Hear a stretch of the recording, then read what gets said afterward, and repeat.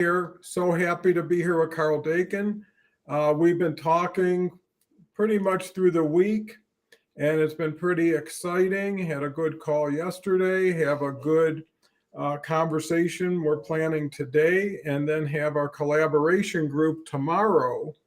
And I think what that lends itself to, and the show is all about successful capital funding because that's what Carl's niche is, to really lay out some of the underlying elements that are so important to achieve that. And one is to have a plan, be disciplined, and consistent. And I think you can take those three to about anything and you'll do better if you can apply them. So chat's wide open. We depend on chat to kind of give us some food for thought and for conversation, but also to give us an idea what quality takeaways we might be able to provide to more than justify your time, thought, and effort today. So with that, let me turn it over to Carl. Carl's been in industry a long time, has seen a lot, has done a lot. And I think that's a great place to start with where is Carl at today and where does Carl planning on going tomorrow? Well, I have an idea where I'm at today. As I've been, as you know, Don, I publish a daily newsletter. Today's edition is not out yet for those who want to peek into my LinkedIn profile. It'll be out a little bit later because I'm trying to coordinate a series of lessons or articles with a presentation I'm doing on Friday. I'm attending a event where I'm a presenter. I'm going to be talking about the potential of a person to raise funding, and I'm coming at it from multiple directions. So we're going to start kind of from scratch and build a framework. And so I'm going to incorporate 5 or 6 of these lessons into my newsletters over the next several days. And it's interesting as Well, here we are. Carl is back again. Didn't take long. So, Yeah. Hi, Carl. Hi, Don. Nice, great. Yeah, I got a cup of coffee. I took a little break, came back. So anyway, I was saying that the part of this challenge is when people go to raise money, they seem to throw aside everything they know, everything they've learned, everything they've taught, and they kind of engage in what I call a gold rush mentality or gold fever thinking, where it's like, wow, look at that money. I want that money, and therefore I should have that money. And it disregards everything they've learned in school or in experience or anything else. It just seems to blind them so badly that they abandon any strategy and they just start asking people, give me money. And unfortunately, the rules of selling anything tell you that if you don't make that pitch correctly, your chances of getting anything are low to no go. And so I work with people trying to get them onto a logical, rational process that will take them from where they're at to a point where they can make a statement to someone who will react to it positively and not everybody else, and come up with a positive result. So there are days I have my frustrations where I'm dealing with a new person, or what I told the person yesterday maybe didn't stick as well as I hoped it would, and I have to go back and do remediation education. Your voice cut off. Yeah, it all looks You're it looks good to me, but it's your turn to talk, Don. Yeah, well, that's great because financing is such an essential element of any business strategy. Again, depends on what you need to do, what time frame you need to do it in, and in a sense, what's your burn rate. so that you can have the money to get you through the learning curve or the research and development or whatever it is. But what's interesting is that just begins a relationship. It may end a transaction. So whoever is raising money and receiving money from whatever parties, how they raise money will be a precedent to how they continue to relate to each other. Because the challenge I've seen is once the check cashes, you're with the people. Well, right. It's interesting when you reframe the thing that it's not an investment, it's a relationship. And the funding is basically an aspect of that relationship. And when a company, a small business, as an example, seeks for someone to put money into their company and they give them stock, which allows the investor to participate in future profits, in almost all cases, that could be a lifetime relationship. It could start the day they write the check, and it could go forever until either the company dies or the investor dies. But there's no cutoff automatically built into most investments. And so if you step back and you go, well, wait a minute, I'm going to do something today that could last for the rest of my life, that puts it in kind of a different context. Whereas if you go down to the grocery store and you buy a product, or you go into rewards type of crowdfunding, that's transactional. I can buy it, consume it, and forget about it. I may have no relationship beyond that moment. I may even forget where I bought it. When they say, where did you get this TurboTax, that I just bought? Let's see. Oh, I got it from Amazon. Okay. It should have been easy to remember, but I had to go back through the list.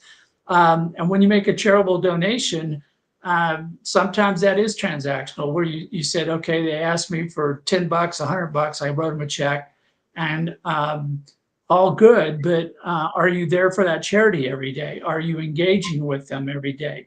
Are you doing anything else to support the charity other than writing the check?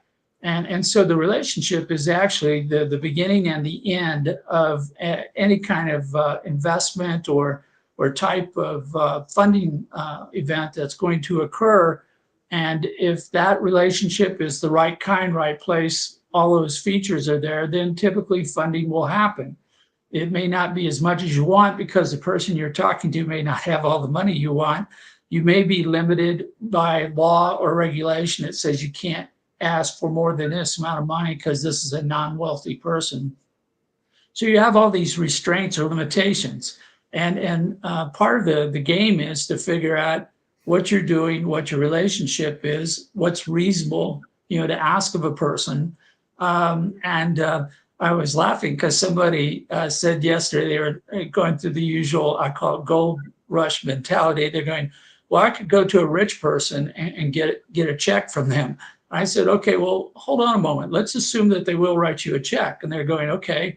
I said, have you seen that TV show where they have all these rich people who write checks to people for startups and so forth? He goes, yeah. He says, I've seen that. That's what I want to do. And my response is, did you see them give away their entire fortune to that person? And they said, no. I said, okay, so even if you find a rich person, there's still going to be a limit on the relationship. You keep bringing people back into, I call it real life perspective. Yeah, well, that's fascinating because it appears that when someone's raising money for themselves or someone else or their company, their single focus is getting the best opportunity they can. You can call it a deal. So there's more self-interest than mutual interest between parties, right? And especially if you have competition between 4 or 5, let's say, potential investors, then you have some leverage and you have some choices. And just like you mentioned with, let's say, Shark Tank or shows like that,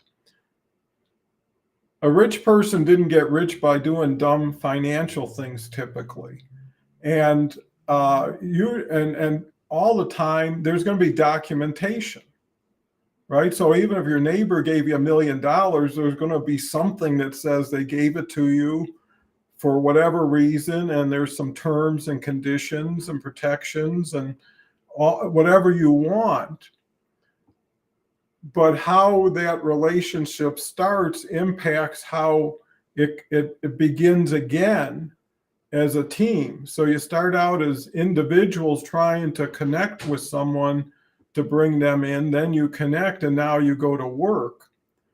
And that's when all of your projections, all of your story unfolds, right? Right. And the thing is that as you described it, you're going to someone, you're looking to raise funding for whatever reason.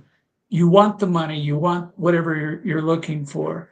And that's clearly what's driving you to the table, but that isn't what's driving the other person. Mhm. And I talk about you need to tell your story, which explains why you're looking for funding. But that only works if your story becomes part of the story of the other person. So I use the example of somebody baking a cake, and they want it to be a beautiful cake, and they're missing sugar. It's a key ingredient. Can't make the cake without the sugar. When you come to someone, you have to tell a story as though you're the sugar that completes the recipe to allow that person to do what they want to do. If you cannot put what you need to do or what you're going to do in the context of who they are and why they are, what they're trying to do, why should they care? I mean, otherwise, there's just no motivation on the part of this person to give up that kind of money. And this applies not only to small businesses, but to pretty much everything else. If I'm raising money for a charity, essentially what I'm asking the person to do is help the charity forward. I'm going to facilitate this for you. I'm going to be your proxy to help you get money into the charity. But if you think about what the charity does, the charity is helping people in your community. They are trying to fill a gap that no one else is filling to make your community better. So when you donate to a charity, you're saying, I don't have the time. I'm going to outsource my money to this charity to do this work on my behalf. And if you put it in that context, everybody goes, oh yeah, that's right. That's what I want to do. So I support, as an example, I don't typically throw names out. This is a charity, so I'm going to pass on my rule. The Cancer League of Colorado. They're a nonprofit, all volunteer, no paid staff who raise money for research and local service organizations. And I just, everything about them I enjoy because they're doing it right, doing it well, all those good things. That when they ask for money, what are they asking for? They're saying, well, we want to pay a doctor who needs to be paid to do research to find a cure for cancer. And since I am not a researcher or an oncologist or any of those things, and I want them to find a cure for cancer, my best way to get that done is to make a charitable donation to this group, who then goes through all these applications from all these doctors and picks out selected research projects, and they write a check. I'm going, great, this is a great system. It's worked out, it's all refined. And I'm outsourcing my inability to do research to someone who knows what they're doing in cancer research. And so if I go to talk to people, as I do, about contributing money to this charity, I have to say, well, do you want to outsource the work? And most of them don't understand this whole link. They just know there's a charity that's looking for money. If again, charities have the same problem that small businesses do. They sit there and go, give me money, but often they don't explain what they do, how they do it, what the benefit is to the person who they want to write the check. And the story gets lost, and there's no relationship it's going to overcome that. So anyway, I'm clearly emotionally engaged in this question, as you could see. Oh, for sure. And so am I. And what's interesting about it is the role, as far as being a facilitator that you play, is to create clearer understandings for all parties so that they're not working with confusion or conflicted, whatever, and do it in a way that when it's over, everybody appreciates starting on a better foot or completing a transaction easier. And that's really the hard part, is to be very authentic and transparent and sometimes under project, or not get too aggressive in your projections, because they're going to be seen soon enough, right? If you say you're going to do something in a quarter or 6 months, it's going to be easy after that period to see how right you were to start with. Yeah, it may take years, but yes, we'll see. It's all those factors that, people think when you got the money, you did the deal. Again, you got to build the trust, the relationship, the interaction, because you are going to have hiccups, right? You're going to have things beyond your control. They're going to affect what you do, what you plan on doing.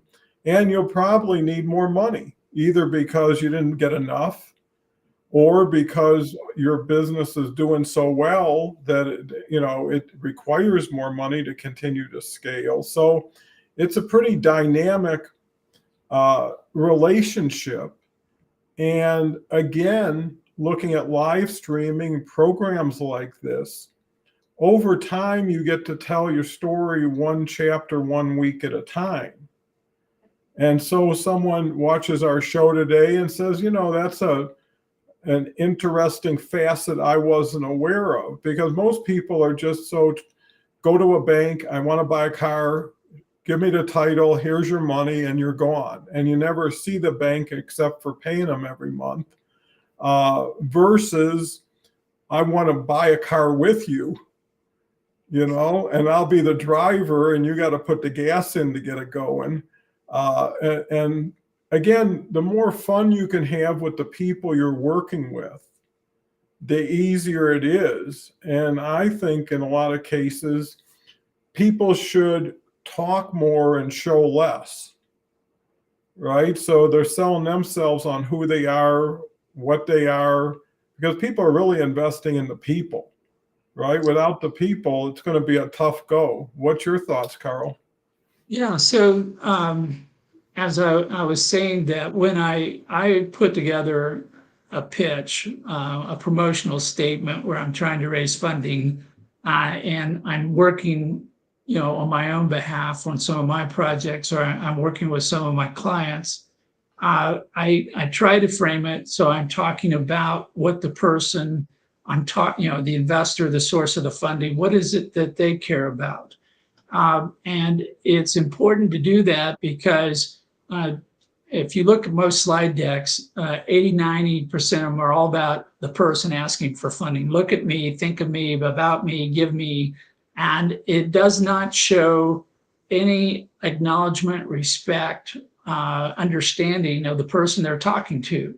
And yet that is a critical part of the relationship. If I think that somebody's treating me like an ATM where, write a check, they're gone, they're not going to talk to me anymore, I can't turn the dial quick enough or, punch a button to flip channels, because I don't care. They don't care about me. I don't care about them. It's very reciprocal at that point. And so, half of a slide deck should be talking about how this investment, how this funding is going to help the person you're talking to. That's what it's all about. The outcome to them, what they get out of it, is the whole reason they're going to make the decision. The rest of it is all kind of a checklist. Yeah, I've got a company, I sell products, I'm doing this and so forth, but so are 40 million other businesses, in the country, or 400 million worldwide. So you don't stand out, you don't compete well at that point. I have to have a relationship with the person. And when I work with my clients, I can't stand between them and the investor like a broker does. So I don't, because the relationship's not between me, it's between these two people. And I have to help foster that relationship by improving the communication, making sure that it is mutually beneficial. It's not one-sided. It's not all or nothing kind of a thing. And in doing that, yes, it gets very challenging, because everybody over here who's looking for funding is different. Everybody over here who's got funding is different. And we're trying to do a very precise matching. One of the examples I use is whenever the space shuttle, which we no longer have, docks with the International Space Station, they're doing that at like 65,000 miles per hour. And you're thinking, that must be very carefully done for them both to be at the same speed, circling the Earth at, with all these other things. And to some degree, that's how a relationship comes together. It should be normal, should be natural, but at the same time, it's complicated. It's not simple at the end of the day. So we take into consideration what the person with the funding has. We try to make sure they get what they need out of it. And if we communicate that correctly, we build trust.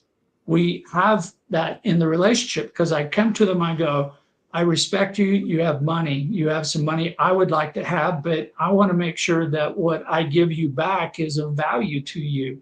And if I do that correctly, then the person says, yes, they know me, they understand me, they respect me. And if I'm going to give my money to someone, I'm going to give it to this person, not that person who stood up on a stage and waved their hands, or somebody who dumped a whole prospectus on me without asking me, if I wanted it, whether I cared about whatever it's about or anything else. It's just amazing to me continually to see the number of communications which are going to the wrong person. They're telling the wrong story. They don't talk about the person with the funding at all. It's all very self-centered, and thereby it's disrespectful. It does not build that relationship. Well, that covers a lot of ground, and I think it's pretty important because, in essence, you're pitching them and they should be able to pitch you. And what I mean by that is someone can, because I've known people invest in things that could care less about the return. They care even less about their money. They're doing it to help somebody or get involved with something, and they're in a position where they can afford to do things for their own reasons that may not always be conventional. Right, but Don, at that point, they're still doing it for their reasons. Yeah, but I'm saying if you were pitching them to get their money and you could understand where their head is at with their money. Are they long-term players? Are they in and out, just right. making a score and continually reinvesting their money? And the other thing is how people treat you to start with is how you're going to get treated. So if there was no respect, like you say, there was no wanting to hear your side of it or wanting to include you, that's probably going to carry forward because that's the person you're dealing with. And that would be a red flag to begin with. And I think patience is so essential for all parties. The other thing is I've seen so many people who want money for the wrong reasons and don't need the money as much as they do, because early money is expensive money. Yes. Right? So you just need what you need because you're going to pay a heavy price and have money in the bank and then give up more equity or whatever, but there's insecurity. They're like, hey, I'm only going to go to the bank one time.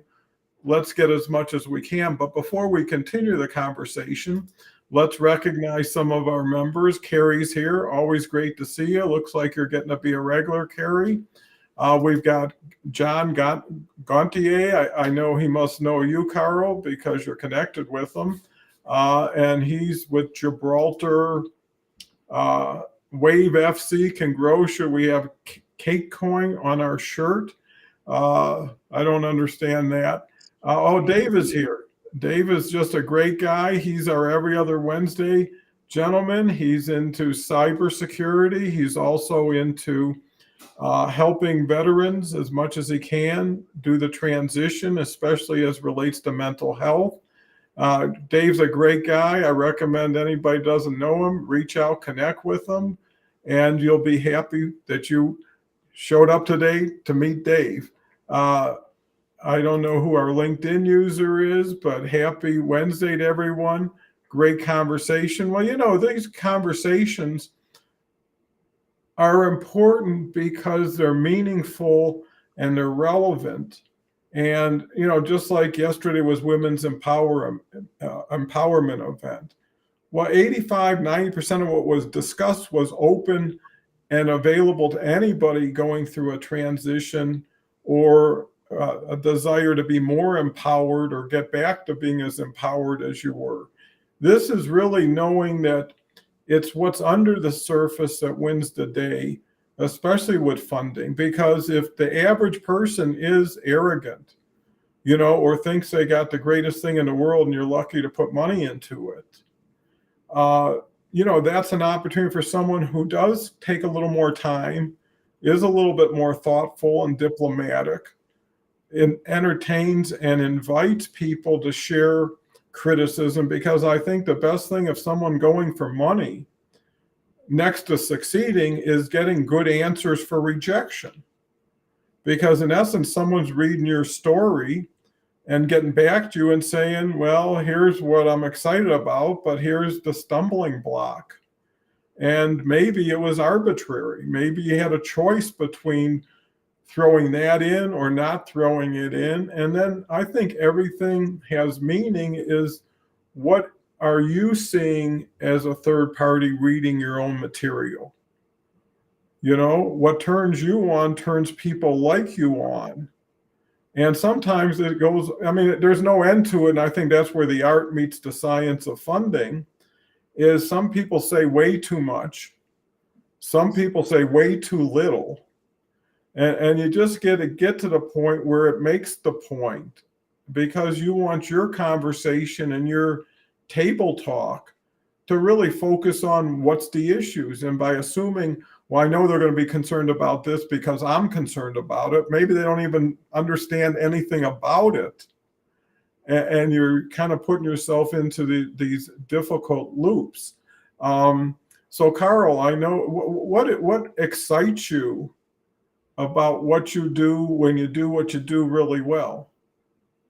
Well, it's always nice to see a new product or service come to the marketplace that has high impact.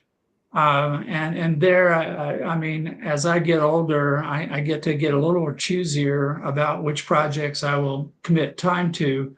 And I like those projects that I think are going to help the community, are going to help the world, going to make the world a better place, just make it good from one reason or another.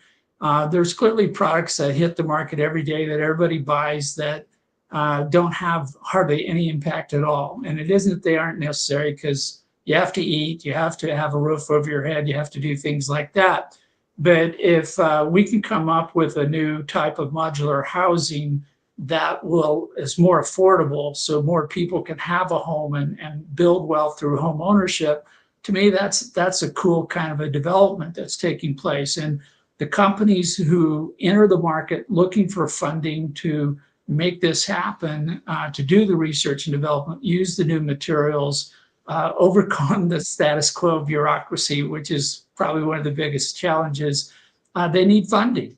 So if I can help them get the resources they need, then they go to market, they're successful, and now people have houses and they're building wealth. They're not just renting apartments, they're engaged in wealth building. So if that happens, that's good for me. It makes me feel good inside. And so I see a whole bunch of things every day, different people trying to bring new products and services to market. And when they succeed, generally everybody benefits. A successful business has a huge impact on the communities in which they're sited.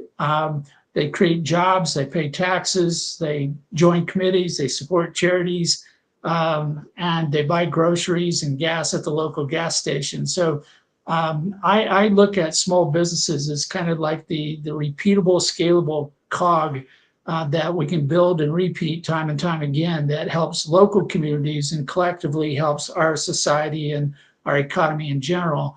And every one of them needs funding. And helping them get there quicker, better, faster, that's my job, so that one, they're successful, and two, they don't spend all their time chasing money. They can do what they get up in the morning to do, which is not to raise money. It's to go sell their products or services to help their customers. Okay, well, I think that's very gratifying when you can achieve that.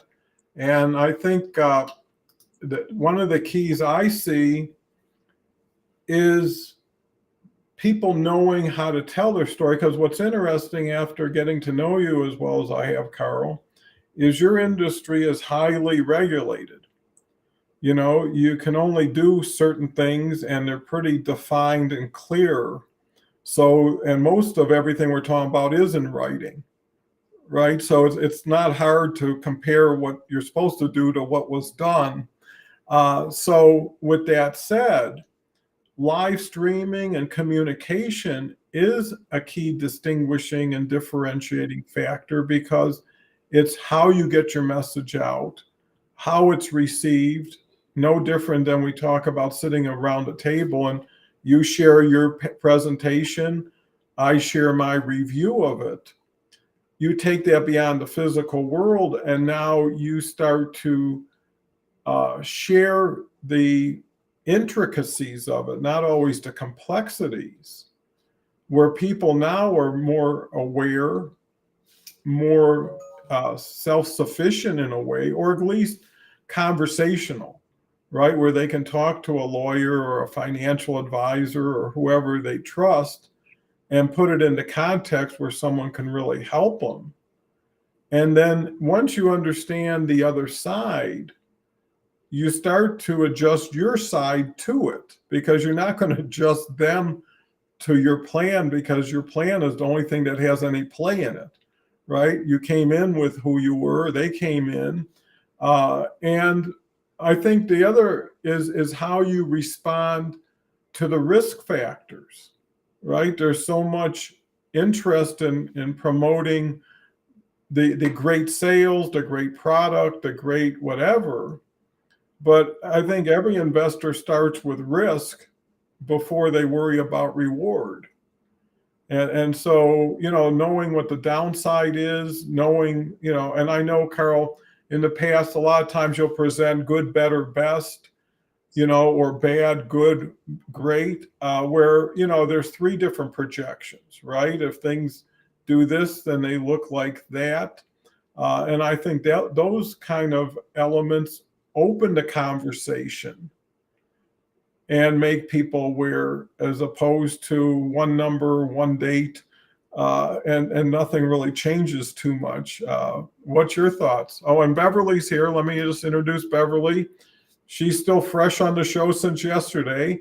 Had a great show yesterday with Beverly and Kathy. Beverly's into women's empowerment. Her activities, she's a great therapist and coach up in Montreal, where it has been very mild from what Beverly shares with me. And so excited to have you here, Beverly. Carl, back to wherever we were. Wherever we were. So yeah, we've talked about that, you know, once you're an organization, you're looking to raise capital of any kind, doesn't matter what you're doing, you've got to figure out where you're helping people, where you're not. And because those that you help the most are those who are most inclined to give you the funding that you're looking for. And so a lot of time we talk to the wrong people. People are never, don't care, don't respond, or get no benefit. So like any marketing of a new product or service, I want to go, well, which customer is the low-hanging fruit? Which is the one who's going to get the greatest benefit? It's going to understand it quickest. I don't have to educate them. They're there, they got it, they see the benefit, they're going to react to that. Well, raising funding is the same thing. We don't have time to talk to everybody unless we're evangelizing, you know, some concept like the environment or racial equity or some other thing like that. Then in that case, you're telling a story while you're also trying to raise funding, and sometimes people get those two mixed up. But if I'm looking for funding, I want to find those who get it and who benefit. And then I have to understand them well enough that I can explain to them how they benefit. Because sometimes it's not as obvious as you would think it is. It may be obvious to the person who's doing that. And one of the key things about LinkedIn Live that is, it's a vehicle to share a story, to share information, but it's not intended to be a pitch session. And I use the word pitch, and when I use the word pitch, it means I'm selling. And it's interesting how people differentiate between what I will call information that is good and information that's part of a pitch. We do it all the time. We've been trained since we were kids. Turn on the TV. As soon as the advertisement comes on, we run to the kitchen to go get something to eat because we're not paying attention to the ads. If you used to go old school or still go old school and you bought an ad in a national magazine, the chances that somebody sees the ad, interprets the ad, studies the ad is very, very low because they didn't buy the magazine typically to see the ads. The only time people want to see the advertisements is during the Super Bowl because they're looking for entertainment.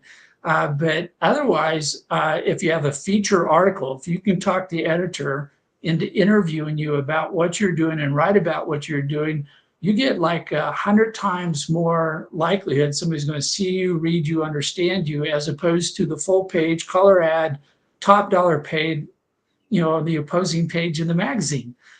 So LinkedIn Live gives me an opportunity to let people know I exist, which most people don't. I haven't counted them all yet, but it's somewhere close to the total 8 billion population doesn't know I'm here. And so by being on this show, it allows me to introduce myself to more people. But when I am doing this, I am also trying to show who I am, what I know, what I care about, so that I can find other people who also know what they know that matches or complements what I know. And these people can become part of my community.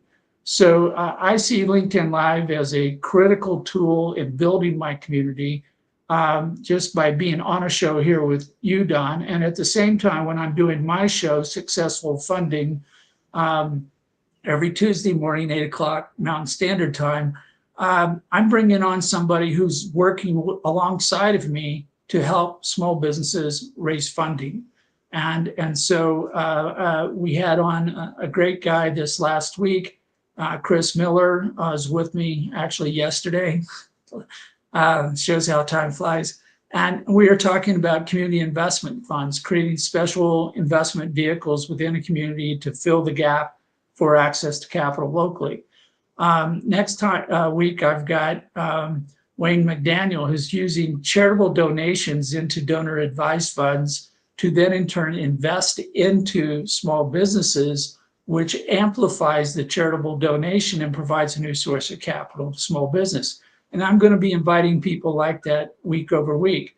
So in doing that, I'm building my community. I'm sharing who I am. I'm finding people who, like me, have this same common vision that small businesses are kind of a miracle unto themselves, that they bring all these new things to market, which makes our life better. And that all works. So that's a whole lot of information. And back to you, Don. Well, no, I think it's great. I could listen to that all day long. And what I'm seeing is not only are you sharing information with people, you're sharing networks, communities with each other.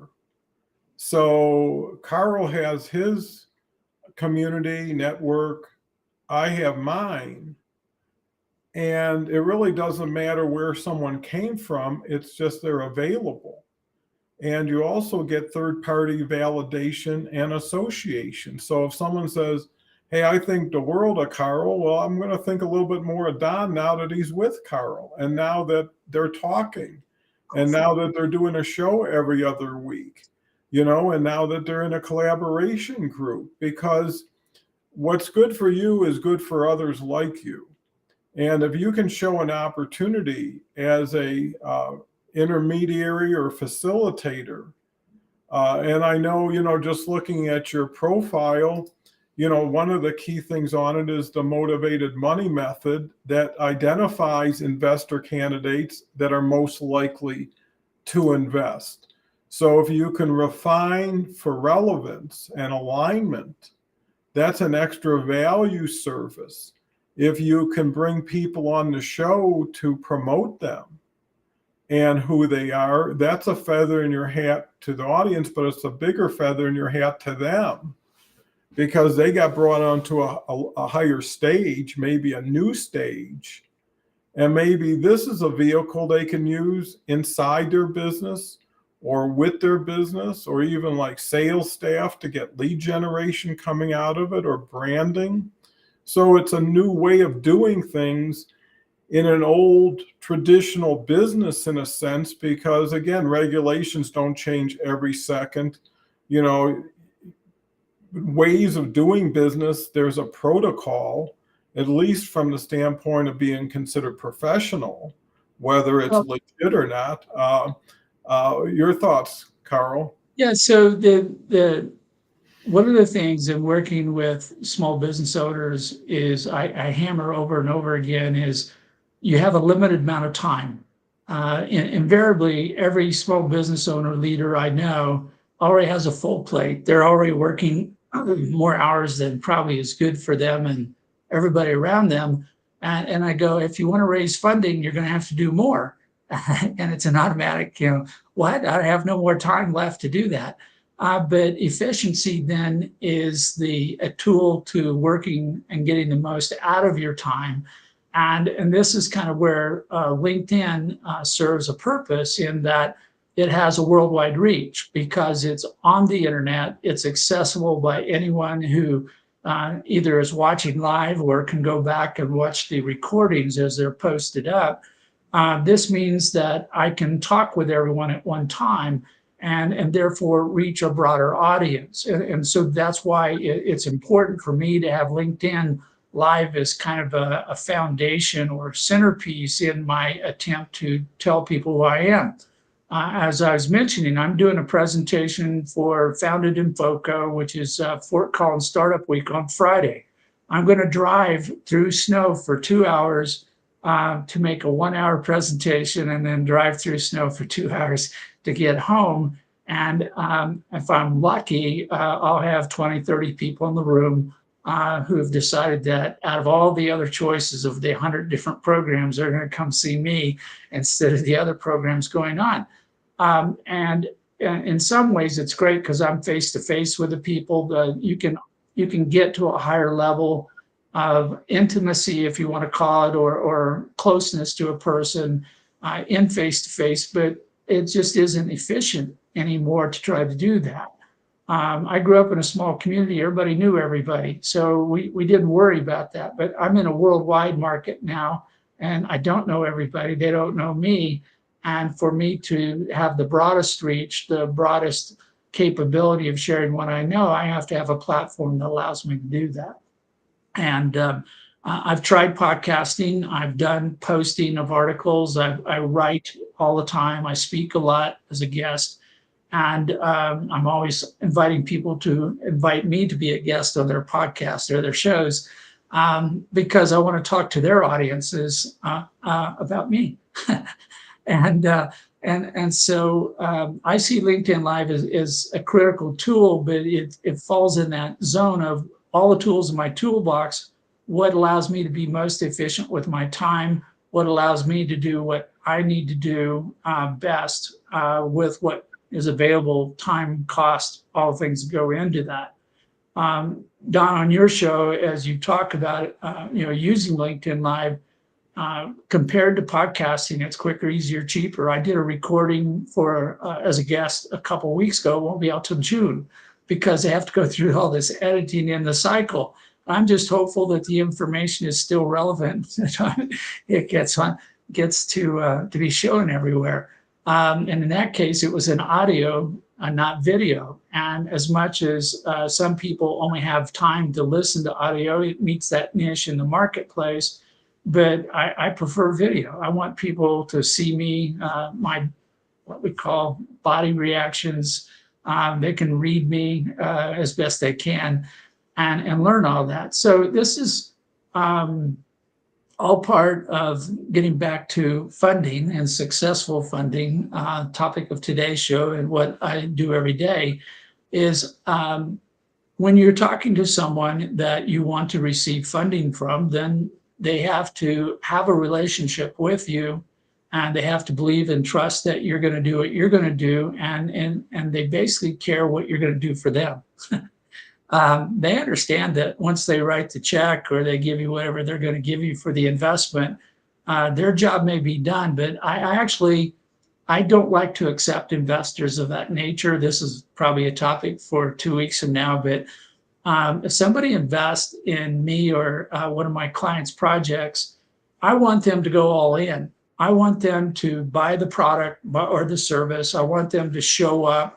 I want them to do endorsements. I want them to help promote, advocate for that particular organization. Or why invest? Because it's it's like, well, I believe in you. I'm going to give you a check. Well, if you really believe in me, come on down. Tell other people that you believe in me.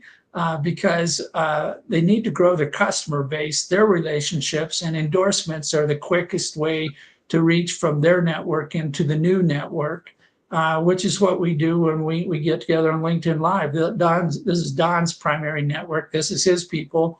On my show, it's my group. And when we get together, we have the two groups touch each other. If we see things happen where people go, oh, I like what Don's talking about, I'll go listen to Don's programs, or they hear what I'm talking about, they come listen to my program.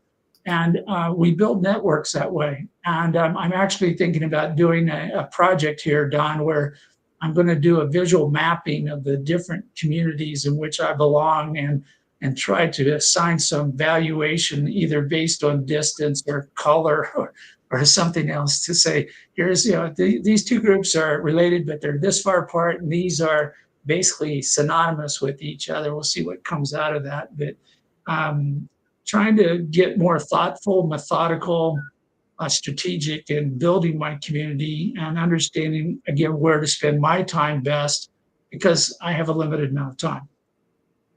Oh, for sure. And what I see is being somewhat of a matchmaker, having the best candidates seeking money with the best candidates providing that money takes away the how do you make up for weaknesses or for shortcomings.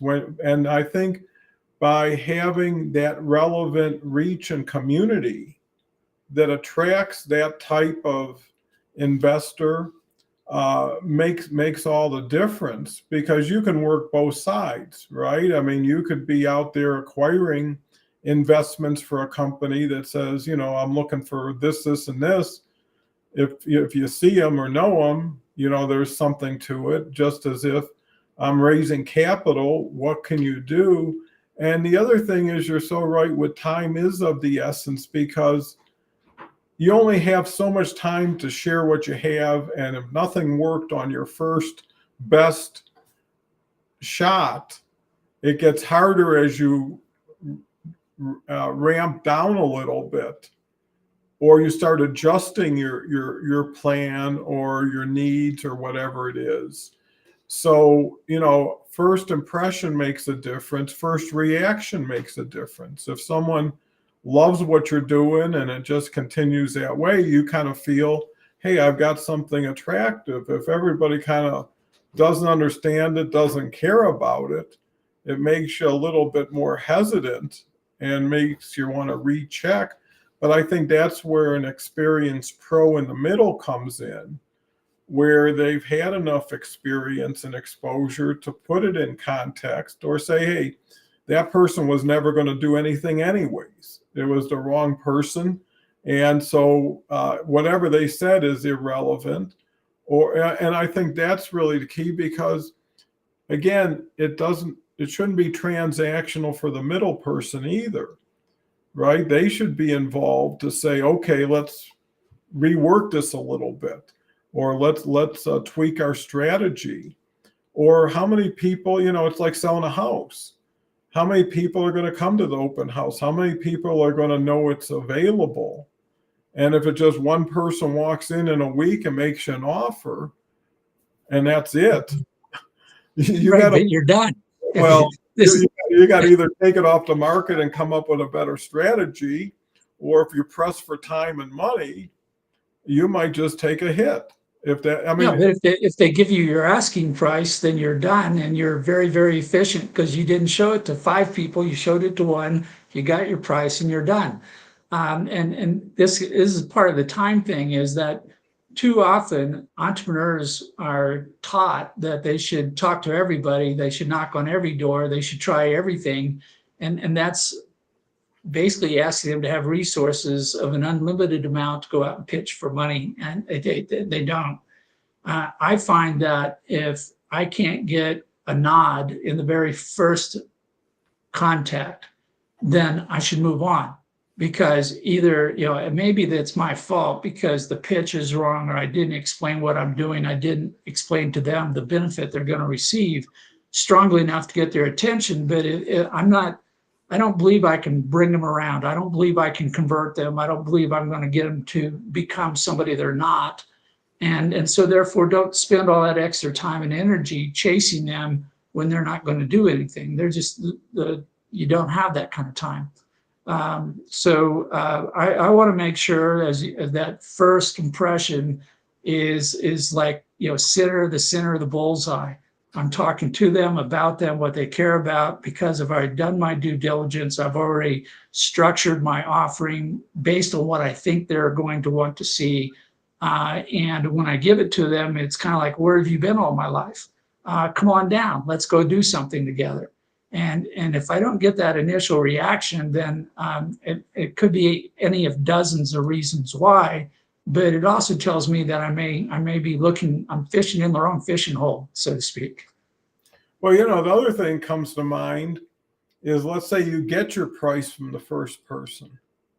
There's always going to be that nagging suspicion that, hey, maybe it was too easy. Maybe I sold it for too little, or I asked for too little and gave too much.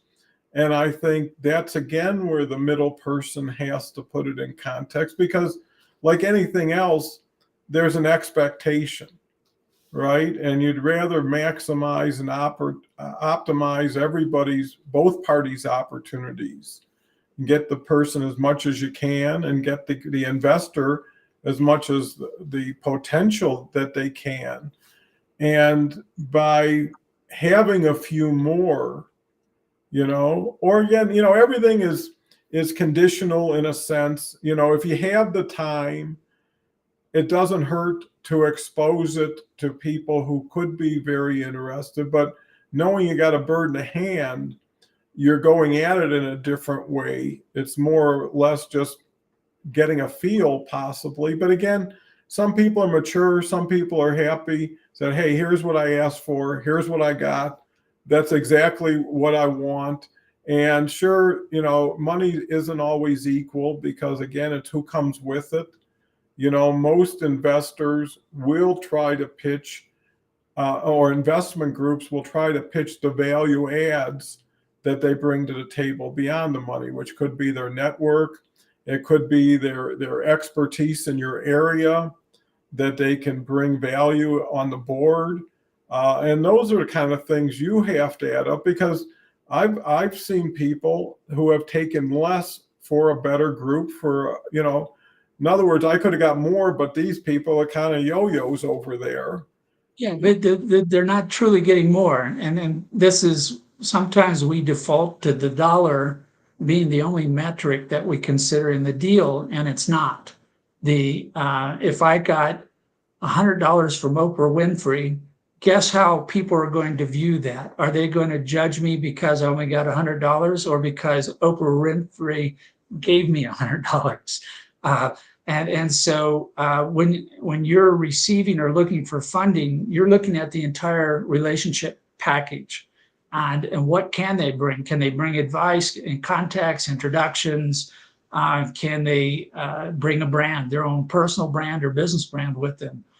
So the dollar amount may be the least valuable component in what that person brings to this relationship. In fact, the investment should be one of the lesser components of the relationship that you're trying to set.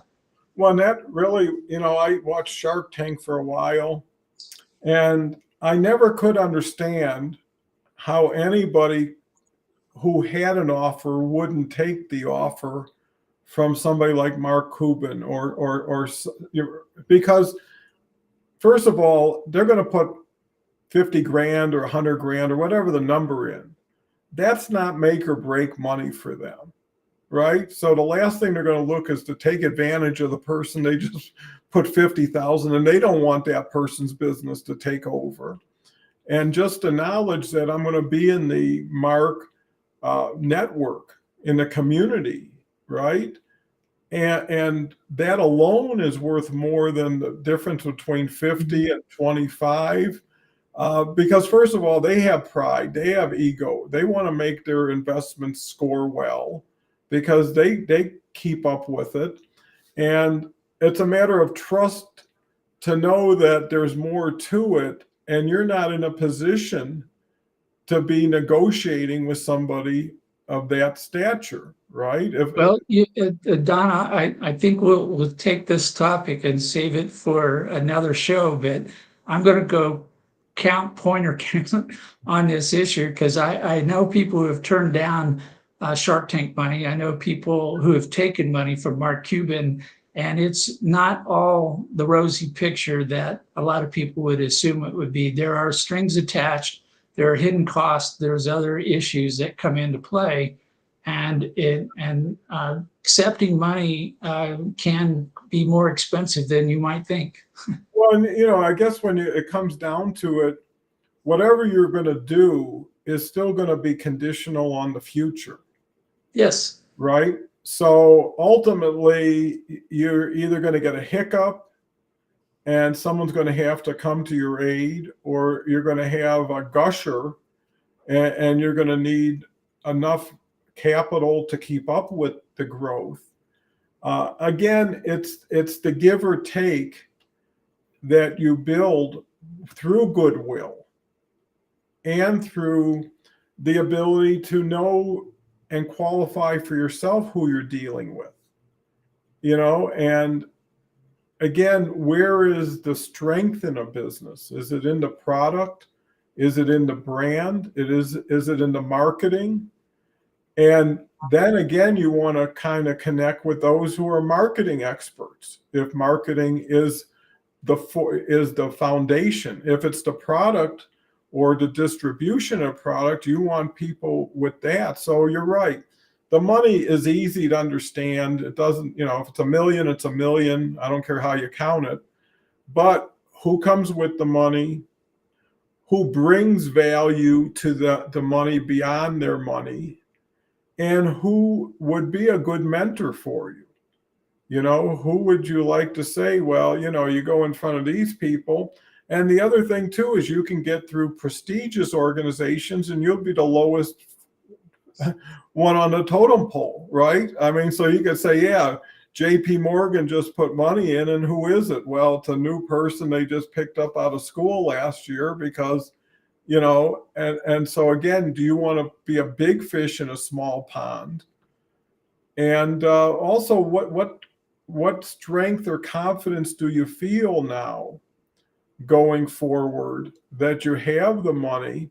And will you take that energy and time and thought you put into getting the money to now doing the business? Because once the money's in the bank, you're not going to do another financing anytime soon, hopefully, or at least until you had a chance to deploy the financing you have and see where it took you. And again, live streaming is a way of sharing your story to people you don't know, you may never meet, that will see the show after you're not even pitching deals anymore. But why not have that macro amplified huge reach attached to what you do on a personal level? Because eventually it's the same people you're going to call up that are in your network that are interested in situations like this. You're not going to invent them overnight. I mean, you might meet new people, and maybe that is enough to bring into the fold. And the other thing is having people, wouldn't it be cool to have a show where potential pitcher gets to have, someone they've been talking to appear on the show together, and not to close the deal, but to see how they relate to each other, how they communicate with each other, how they respond to each other. And that could be the chemistry check. Well, it's interesting. I know we're running out of time, but Too often we have a framework of somebody wants money, they put them on the stage and they make their pitch. I like to reverse the relationship. I'd like to have the people with money stand on the stage and explain why somebody should take their funding. If I found an optimal investor candidate, I would love to put them on a show and say, I want more people who are just like this person. And too often we take the first dollar in the door. We don't do the whole person. We don't think of the relationship when we should be optimizing. We should be saying, who would be my best investor candidate? What would be, the kind of person that I would love to have 1,000 of these people supporting my business like an army behind me, and that's your community. So technically you should be building your community. The funding will come. Well, and if you create more events and different events, you could have a reverse Shark Tank, right? Where you have 3 people pitching their opportunity to one person who receives it. And then you could turn the tables and have 3 people who are providing their services to one. And it gives everybody an exercise in how the dance works. Now, whether anything comes out of it, just the exposure, just the knowledge. And, the other thing is being on a show with 3 other people who are in the same thing you're doing and being able to improve your skill set, improve your communication skill. And there's so many people who have time and they don't know what to do with it. I mean, there's people who look for investments, and after they've done their road trip or whatever they're doing, they're back at the office going to work. Well, if they could do more, better, faster, and really, play through a lot of the time frames, a lot of the physical constraints, because, unless you know people outside of your normal area, you're pretty limited. Right? So expanding your network, expanding the field, and also knowing you can play different positions in different ways based on what people are wanting, it lends itself to be more creative. So with that, I know we're a little bit over. Beverly had a run just like everybody else. If you have the opportunity, come back tomorrow. It'll be me and Kelly talking about LinkedIn tips. And then Friday's going to be a great show. We've got Con coming back with Todd. And Todd's always been a great guy, 44 courses, a real pro. So anyways, I hope you learned something about funding. I hope you learned that there's more to learn and it's not as easy as it seems. And it shouldn't be, because it's such an important, critical part of someone's decision-making. The right investment group can make you better than what you could have been without them. And the wrong one can give you 2 wars at the same time, one internal, one external, and you don't need that. And I think having a professional like Carl kind of sharing with you the roadmap and the landmines along the way, and his ability to save you the time, trouble, and learning curve so you can go run your business, because that's what everybody wants of you anyways. They don't care how much you raise. They want to know, what are you doing with it? And can you win? And one last thing, success breeds success. So if you can over deliver on an investor's money and time frame, they're going to be more inclined to keep putting more money in the same thing that they know, like, and trust than spend their efforts going outside. And I think that's one last thing is, can they put more in, or is this a one-trick pony deal? And now you're going to have to look for another group while you keep it's complicated. Get hold of Carl. So with that said, we'll end the show, even though it sounds like we could go forever, which is a cool show. And we'll talk tomorrow if you